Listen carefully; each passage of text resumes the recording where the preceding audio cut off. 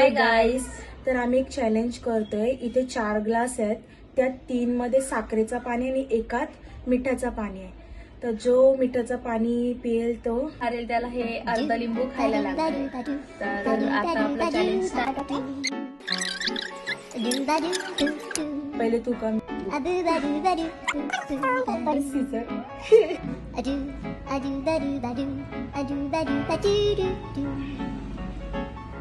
माझी टाइम आहे.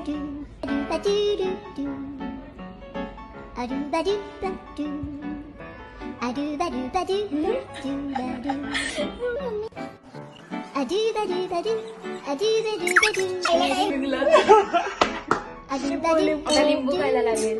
मी थोडंच खाणार. नाही, पूर्ण पूर्ण एकदाच, एकदाच.